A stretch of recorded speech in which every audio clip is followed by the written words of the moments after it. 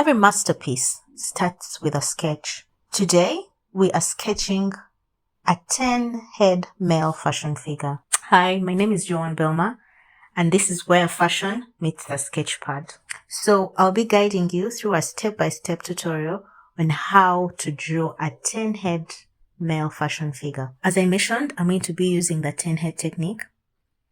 As you can see on my paper, I've drawn 10 lines, labeled from line 0 to line 10. So we have line 0, line 1, line 2, line 3, all the way to line 10. And the spacing between two lines is a head. I have also labeled the heads to make it easy for you to follow. Each head is equal to 1 inch. So we start with our center line, which will also be our balance line.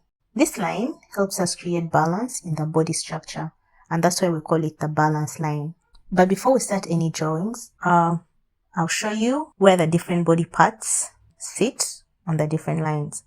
So our shoulder line is halfway the second head. But if you want your model to have a longer neck, then you can put the shoulder line a little lower. I like to put mine at 1.5 though, which is halfway the second head. In case you're new to fashion figure illustrations, I advise that you start with the lines to guide you. They make it very easy for you to be able to spot where the different body parts sit. So we draw another line, halfway the third head, which is our chest line. Then halfway the fourth head. So we draw another line halfway the fourth head, and that will be our waistline. Then another halfway the fifth head, which is our crotch line. If you noticed, as I drew the lines, I marked them with the body parts. Halfway the seventh head, we have our knee line. Now that we've marked out the lines we'll be using, let's start with our head. We start at the top of our balance line with the head. And the balance line is going to act like a mirror. So what you draw on one side, you also draw on the other side. For the head, I start with an oval shape at the top. Then draw 2 straight lines, side by side. I then shape out the chin. And then join the straight lines on the side to the chin to create the jaw lines. So unlike the female fashion figures that we drew before that had oval shapes, the male fashion figure has a more box kind of shape. So for the men's faces, they are more boxed than the female.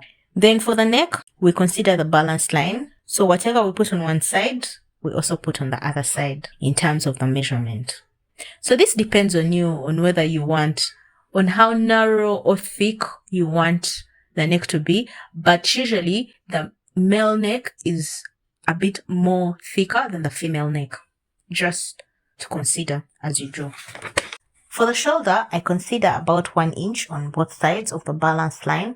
It can even be a little more than 1 inch, depending on how wide you want your fashion figure's shoulders to be. As you can see in the reference photo, the men's shoulders are different from women. There is a nice drop at the shoulder line. Even the neck is visibly a little broader than the female croquis.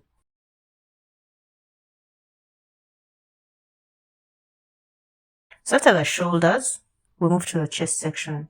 The men's croquis is not as curved as the female one. It has a more box kind of figure if you compare the two. So I mentioned this when we were constructing a female croquis. It is always important to have a reference for you to study. And you can find a reference picture in either magazines, Pinterest, wherever on the internet. So you find images that you can use as references.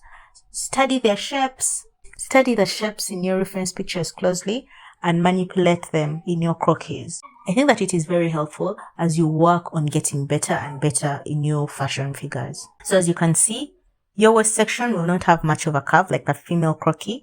It's just a slight curve. Then we move to the hip line. The hip line is at line 5. And with this, we can finish off the upper body. As you practice, drawing this gets easier. You will actually even get to a point where you don't need to draw all the lines. But as a beginner, use the lines. The lines will guide you to help you have proportions, to help you get better, know where each body part falls. So now we're done with the torso. That's our upper portion without limbs. Next, we're going to start on the lower portion. So as we had said, halfway the fifth head, we have the crotch. So now I draw our crotch. And then we have our knees, halfway the seventh head. I recommend that you start with circles for the kneecap to guide with positioning. Remember that when a person is standing in attention position, their knees do not join. So that's why we leave a space between the kneecaps, because the knees don't meet. The broadness of your figure varies.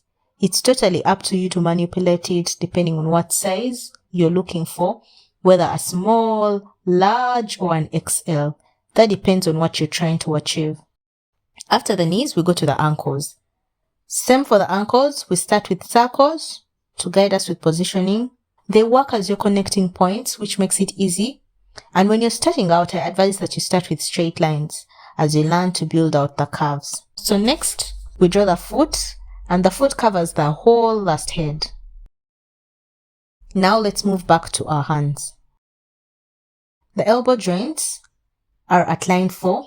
Remember, the male croquis is a little bulky than the female one. So, a tip I always use is to maintain the proportion of the hands to the proportion that I used for the legs, so that I don't end up with a scenario where the legs are very bulky and then I have very thin, flimsy hands, or vice versa. So I try to gauge my hand proportions depending on the leg proportions. The hand ends just above the 6th line. Remember, our wrist is at the hip level. So when I'm done with this, I then just do a little filling in to make my fashion figure look a little bit more realistic with the abs. Men have well-defined abs, so the abs. There we go. So another fashion figure brought to life, one line at a time. If this inspired you, you learned something, please subscribe and sketch along with me for more tutorials that take your designs from paper to runway. Remember, every great design begins with a single line. Let's draw the next one together.